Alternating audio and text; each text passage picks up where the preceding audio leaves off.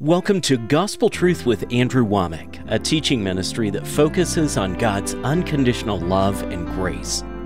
And now, Andrew continues teaching from the life-changing Word of God about excellence. Welcome to our Friday's broadcast of the Gospel Truth. Today's the end of my second week teaching on a new book that I've got entitled Excellence. The subtitle is How to Pursue an Excellent Spirit. And I tell you, this has just been powerful. I'm sharing some things that could make a huge difference in your life. I hadn't got time to go back over all of this. Let me just say that I've established from the book of Daniel that Daniel, in Daniel chapter 6, verse 3, was promoted over everybody else because he had an excellent spirit. There are reasons why some people excel and others don't. And it's not all of these external things out there. It's the attitude that's on the inside. You got to change on the inside before you see things change on the outside. And then I began to teach from the book of Daniel, chapter 1, about Daniel and his three friends, Hananiah, Mishael, and Azariah, whom we know as Shadrach, Meshach, and Abednego. And these three Hebrew children refused to lose their identity with the Lord. Every one of their names had something in it about God that referred to God, and they refused to lose that. They refused to eat the king's meat. They refused to break the Jewish dietary laws. They held on to their identity, their worth, their value was related to their relationship with God, not these other things. So that's the very first thing. You got to have a conviction that every good thing in you is from God. Paul said it this way. He says, I count everything else but loss so that I might know Christ and the power of His resurrection. He counted everything else but dung. You've got to find your identity, your worth in the Lord. Then that leads to humility because you recognize that every good thing that's in you comes from God, and humility is a natural outflow of that. And then that leads to obedience. If you truly are humble and you aren't running your life, but instead you've submitted it to the Lord and you are putting Him first, well then obedience is just an automatic byproduct of that. So these are three things that we've discussed. Identity, security, worth, value found in God alone, and then humility to where you exalt Him and His will and not your will, and that just leads to obedience. And so yesterday we ended talking about how that the three Hebrew children, Shadrach, Meshach, and Abednego, refused to worship this idol of King Nebuchadnezzar, and he gave them a second chance, and he says, if you hear the music play and if you fall down and worship this idol, okay, but if not, I'll throw you into a fiery furnace. And they said, I read part of this yesterday, but let me just start here. Shadrach, Meshach, and Abednego answered and said to the king, O Nebuchadnezzar, we are not careful to answer thee in this matter. If it be so, our God whom we serve is able to deliver us from the burning fiery furnace, and He will deliver us out of thine hand, O king. But if not, be it known unto thee, O king, that we will not serve thy gods, nor worship the golden image which thou hast set up. Man, that is so powerful, so bold. They didn't care about themselves. They had their identity, their worth attached to God, not to what people had to say about them. They were humble. They were not promoting themselves. They were going to stand for God even if it was to their detriment, and that just automatically led to them obeying God. And they didn't care what the king did to them. Even if God didn't deliver them, they were going to serve God first. Every one of us ought to desire to be this way, but you can't get there if you haven't, first of all, completely committed yourself to your worth, your value, your identity being in God, in relationship with Him, and humbling yourself and exalting God above yourself. If you haven't done those things, I guarantee you, you will crumble when it comes to suffering. Self is going to suffer something if you stand for the Lord. And sad to say, there's way too many people that this is where they are. They will compromise. They'll back down. They won't stand up for the Lord. You know, there's a lot of people say, well, I would do this, I would do this, but yet you won't stand up for God when your family comes together and they begin to say all this ungodly stuff. Now, there's a right and a wrong way to do it. I'm not talking about being obnoxious and going in and just attacking everybody. We need to love people and we need to show grace to people, but there is a place to stand up for what's right. And there are people watching this program that you won't stand up in your family, you won't stand up at work, you won't stand up in a situation where for some reason people might criticize you and call you some kind of a bigot or make fun of you because you believe the Bible, and you won't stand up there, but then you're going to stand when your life is on the line. Doesn't work that way. If you aren't faithful in a little thing, you won't be faithful in big things. If you want to be faithful like this, you got to learn to be faithful in the small things. These 3 Hebrew children had refused to eat the king's meat back in the first chapter. They stood on their principles and refused to compromise. And because they had done that, and I'm sure that there was other times that they did it, that's the reason they were emboldened to do it here. You know, let me just unplug for a second. I'll come right back to this. But David is another example. This same thing works in everybody's life. You don't just jump from where you are into total faithfulness. It's a process. And you just start being faithful in a little thing. And if you're faithful in a little thing, God will commit more to you. But David did this same thing when he went out to fight Goliath. You know, Saul, the king, said, you can't do this. He's a man of war from his youth, and you're but a youth. He's a giant, and you're a runt. You can't do this. And you know how David convinced him to let him go fight Goliath? He referred back to when he was keeping his father's sheep on the backside of the desert. This is in 1 Samuel chapter 17. And he said when he was keeping the sheep, there came a lion and a bear out, and they took a sheep, and he went out and with his bare hands, he slew the lion and the bear. And did you know, even though his father had him there to watch the sheep and they wanted him to try and scare off the animals, I don't believe that Jesse, David's father, wanted him to take on a lion and a bear with his bare hands and put his own life at risk. He went far above what was demanded. He had a spirit of excellence, just like what we're teaching about. And he said, the reason I know that I can overcome this giant is because I was faithful in a little thing. I slew the lion and the bear on the backside of the desert when nobody was watching. And now I'll be able to kill the giant when everybody's watching. See, there's a lot of people that want to wait until they're the pastor of a 1,000-member church, and then they're going to serve God, and then they're going to study, and then they're going to pray. But you won't be faithful right now where you are. If you're just teaching a little Sunday school class or teaching a Bible study, you won't give yourself totally to it. But if you had 10,000 members, then you'd be faithful. That's the opposite of what Jesus said. You got to be faithful in a little, and then you increase to where you're faithful over much. These men had already been true to their convictions, and that's the reason that they were able to stand here. So here's the king's reaction. In verse 19, Daniel 3:19, then was Nebuchadnezzar full of fury, and the form of his visage, the word visage means face, was changed against Shadrach, Meshach, and Abednego. You know, personally, I believe that this means that it was actually demonic. He was so enraged that somebody would honor a god above him. He thought he was God. He made this image of gold and proclaimed himself as God and wanted everybody to worship him. And these 3 Hebrew children were not conforming to this. And I mean, literally, you could see the demons come up. His whole facial features, everything changed. He became demon-possessed. It says, the form of his visage was changed against Shadrach, Meshach, and Abednego. Therefore he spake and commanded that they should heat the furnace 17 times more than it was wont to be heated. You know, this is totally irrational. If you're going to throw somebody into a fire, does it have to be 7 times hotter than just normal fire to kill a person? I mean, fire is going to kill the person. This was irrational, but this is what happens when you give yourself over to the demons, over to rage and wrath. Wrath is not smart. It says over in James chapter 1 that the wrath of man does not work the righteousness of God. You know, you ought to just make a commitment that when you are angry, you just don't make decisions, you don't do things, because you are not going to be rational when you're having a fit, when you're angry. This was irrational. He didn't have to heat it 7 times harder. And by doing so, he took his 3 strongest men in his entire army and he sacrificed them. They burned to death trying to throw Shadrach, Meshach, and Abednego into the fiery furnace. And so it was irrational. It cost him dearly. His 3 mightiest men died because of his irrational behavior.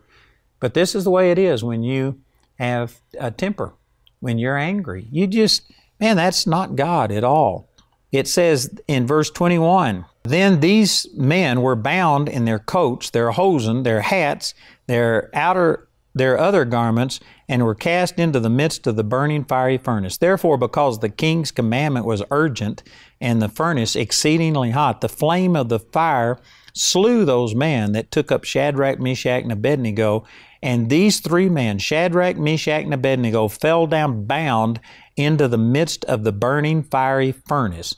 Now this is interesting. The 3 men who threw them in, they died, but Shadrach, Meshach, and Abednego didn't die. So already, before they even got into the furnace, just the heat that was coming from it had already killed other people, but they were protected from that. And in verse 24, it says, then Nebuchadnezzar the king was astonished and rose up in haste and spake and said unto his counselors, did not we cast 3 men bound into the midst of the fire? And they answered and said unto the king, true, O king. He answered and said, lo, I see 4 men loose, walking in the midst of the fire, and they have no hurt, and the form of the 4th is like the Son of God. So the fire consumed the people who threw Shadrach, Meshach, and Abednego into the fire. They died before they even got there. Shadrach, Meshach, and Abednego were thrown in, and all it did to them, it didn't burn them. Later on, it says that the smell of smoke wasn't even on them. They not only didn't get burned, they didn't get sins, they didn't even have the smell of smoke. All the fire did was loose their bonds. The ropes that they had tied them with, they burned, but it didn't burn them, it set them free. And Nebuchadnezzar looked down and he saw 4 men. There was only 3, Shadrach, Meshach, and Abednego thrown in, but there was a 4th person, and he said the likeness of the 4th is like the Son of God.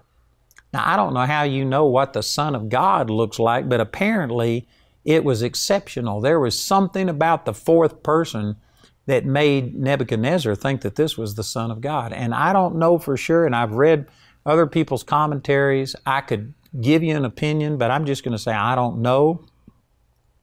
I suspect that this literally was Jesus, a pre-incarnate manifestation of Jesus that was there in the fire honoring Shadrach, Meshach, and Abednego because of their uncompromising faithfulness. Man, that's pretty awesome. I mean, it would be awesome to live through being thrown into a furnace and not even have the smell of smoke on you. You aren't burned, you aren't sins. That's miraculous. But then to have the Son of God there talking to you and walking around with you, man, this beats anything. I mean, this is equivalent to Moses being on the mountain and spending 40 days and 40 nights in the presence of God and having his face radiate light. I mean, this is major, major deal. And you know why it happened? Because they were completely committed to God. Their life was dedicated to Him. That was their life, their source, their value. They weren't promoting themselves. They humbled themselves and put God first. They refused to compromise. They obeyed God. Because they did those 3 things, they not only survived the fire, but they experienced a pre-incarnate manifestation of Jesus. Man, this is powerful. Most people would love to have something like this happen. You would love to be able to brag about it, but will you do what they did? Will you stand and not let people conform you to this world? Will you stand on who you are in Christ and what He's done? Will you humble yourself and promote God and His gospel ahead of yourself? Will you obey God even if it could cost you your life? I guarantee you, you get committed to God like that and you walk like that, and you will experience the supernatural deliverance and presence and power of God. You may not experience the exact same thing that these 3 men did, but I guarantee you it'll be the same thing. God will honor you. I've already used this verse out of 1 Samuel chapter 2, verse 30, and the Lord told Eli, He says, those who honor me, I will honor, and those who despise me will be lightly esteemed. When you honor God, God will honor you. Over in James chapter 4, 1 Peter chapter 5, it says, humble yourselves therefore under the mighty hand of God, and He will exalt you in due time.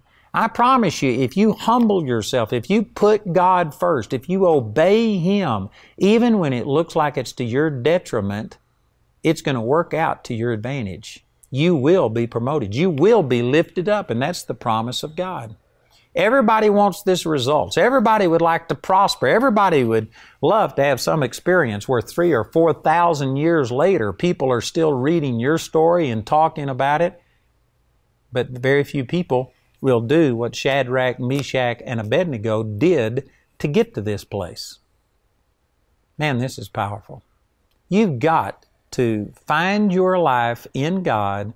You got to humble yourself, promote Him above yourself. You got to obey what He tells you to do. And if you do that, you will experience God the way that these 3 Hebrew children did.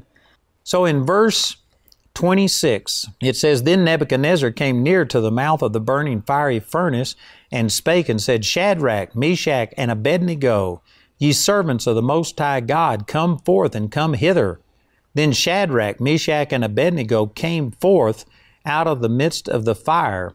And the princes, governors, and captains, and the king's counselors, being gathered together, saw these men, upon whose bodies the fire had no power, nor was a hair of their heads singed, neither were their coats changed, nor the smell of fire had passed on them. Man, this is awesome. You know, some people don't believe that this really happened. They believe that this is somehow or another an allegory. I believe this happened just exactly the way it said.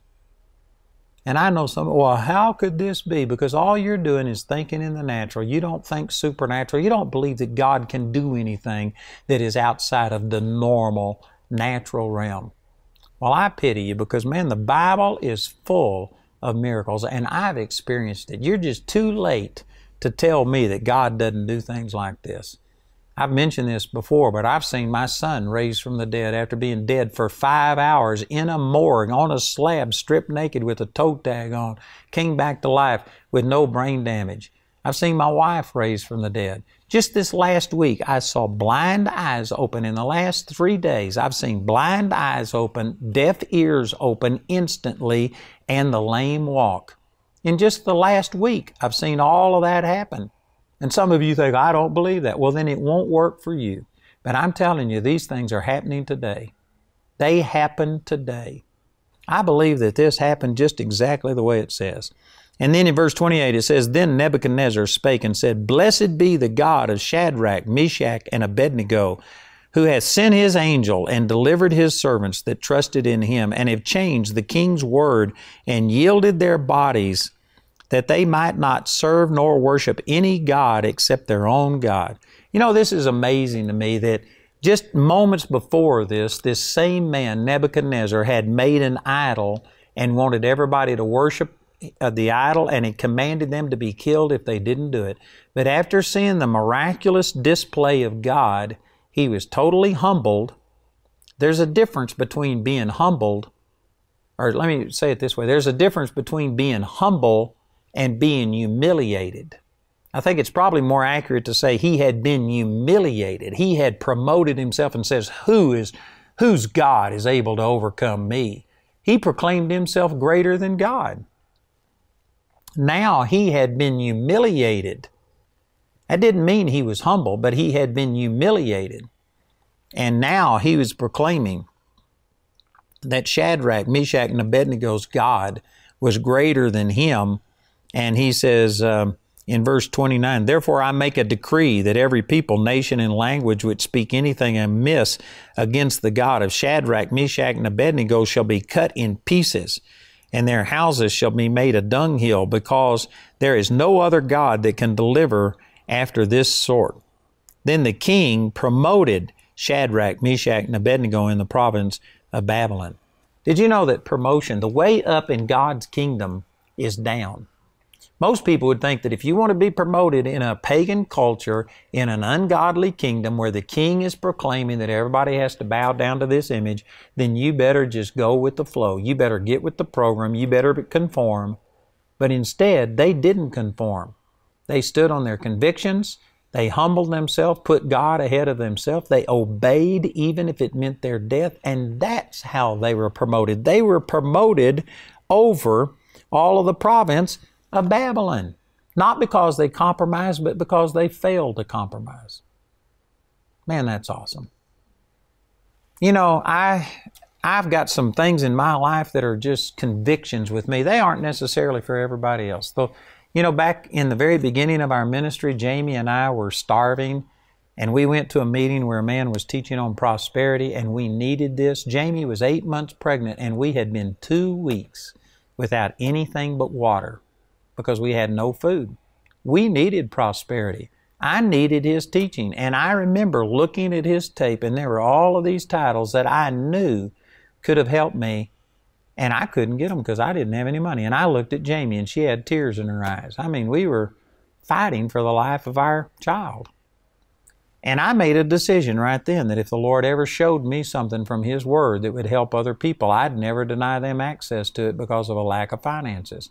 And I have put out hundreds of millions of CDs, books, tapes, through the internet. We have over 1 million downloads a month, and 99% of it's all free. And we have done all of this, and we have done this free. Now, that's a conviction for me. I'm not against anybody else who sells their materials. They can do whatever God tells them to do. But here's the reason I brought that up, is to say that that is my conviction. And yet I have had people come to me by the hundreds and tell me to quit doing this. I've had people who managed my ministry, and every time we got into a financial bind, you got to quit giving things away. You got to start putting a price on it. And I have been pressured and bullied and condemned. I've had people come and prophesy, people that I respect, prophesy and say, "Thus saith the Lord, you've got to start selling your stuff now." And you know what? I have just refused to compromise on this. It's a conviction that I have. And because of it, God has promoted me. Matter of fact, many of the people who in the past have ridiculed me and said things to me, now I have passed them up as far as the influence and the reach of the ministry, the number of materials that we send out, and things like this. And I've had people who in the past criticized me now come around and they are trying to emulate what I'm doing. And you know how it happened? I didn't compromise. I obeyed what God has told me to do, and I'm telling you, the way up in God's kingdom is down. You don't promote yourself. You don't compromise trying to gain an edge. You just follow God, do what God tells you to do. And if you keep doing it over a prolonged period of time, then promotion will come from God. God will promote you because of an excellent spirit. Man, that's powerful. This is what this whole book is about. This is a study in the book of Daniel, and it's talking about Daniel and his 3 friends. And I promise you, this is going to help you. It'll be a blessing to you. So check it out. This book is entitled Excellence. The subtitle is How to Pursue an Excellent Spirit. And I promise you, this will help you. It's a brand new teaching. We've got it not only in book form, but I've got CDs and DVDs. And I encourage you to please get this. Next week will be the end of my teaching on this, and you need this. It'll also be great for you to share this with somebody else. So listen to our announcer as he gives you all of this information. Please call or write and request the materials today, and then join me again next week as we continue this teaching on excellence. Discover the blessings that accompany an excellent spirit when you get Andrew's teaching titled Excellence. I'd like to encourage you to get my newest book, Excellence. The subtitle is How to Pursue an Excellent Spirit. And what this is basically a study of Daniel, Shadrach, Meshach, and Abednego from the book of Daniel. And I tell you, this is powerful. Everybody would like the promotion that they experienced, but they don't want to do what they did in order to get there. But Daniel chapter 6 verse 3 says that Daniel was promoted because he had an excellent spirit. This will help you to accomplish the same thing. Make sure to get your copy of Andrew's brand new book titled Excellence when you contact us today. This series is also available in a CD album or in a DVD album made from our daily television broadcast. Excellence is also available for audio download absolutely free from our website. The third audio teaching in today's series is available for a gift of any amount when you write or call. We encourage everyone to give, but if you're simply unable to afford it, Andrew and his partners will provide this third CD free of charge. You can order resources or become a Grace Partner today through our website at awmi.net. While there, you can discover more product details and download many free resources. Or call our helpline Monday through Friday from 4:30 a.m. to 9:30 p.m. Mountain Time. Our helpline number is 719-635-1111. To write us, use the address on your screen. We appreciate your generosity and hope to hear from you today. On this episode of The Inside Story, Andrew interviews Ashley and Carly Terradays. So yeah, it was 11 years ago, March 2006, and our daughter was very sick. I won't go into the whole story, but they basically gave her a couple of weeks. They didn't think she was going to make it. But I remember we were driving home from my parents' house. We were driving Hannah to the hospital to have surgery, and I remember the point on the road, we were at a stoplight, the first time we heard that it's God's will for us to be healed every time. And I just looked at Ash and I'm like, it was like one of those Selah moments where you're just like, hang a second, stop the car, rewind. Did he really just say that? Could that really be true? To hear the rest of the Terradays story, go to awmi.net and click on The Inside Story. I'd like to encourage you to pray about whether or not God wants you to participate in our Charis Bible College. You know, Bible College is powerful. We are seeing people's lives change, and I know that some of you are thinking, well, I can't come to Colorado. Well, we have extension schools literally scattered all over the world. And somebody says, but there isn't one in my area. Well, we've got correspondence, but we also have an online course where you actually become a part of a class. You can work at your own pace, but you do have to complete the materials in a certain given time. We've got a lot of ways for you to take advantage of it, so please pray about it and then join us at Charis Bible College.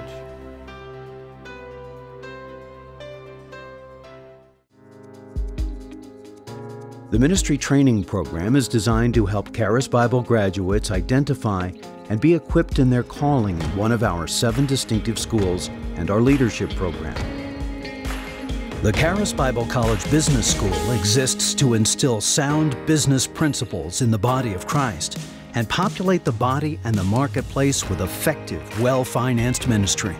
For more information, visit charisbiblecollege.org. We all know there's only one Gospel Truth TV show with Andrew Wommack, but here's the best part. There's many ways to watch it. You can always check your local TV listings for Gospel Truth, but if you want to watch it right now or on the go, go to awmi.net and click on this week's TV near the top of the screen. From there, you can watch thousands of episodes on your smartphone, tablet, or laptop. You can even watch Andrew on his very own Roku channel. Roku streaming devices are available online and at many fine retailers. The good news is you never have to miss another episode of Gospel Truth with Andrew Wommack. Why not try it now? Go to awmi.net and click on this week's TV. It's that easy.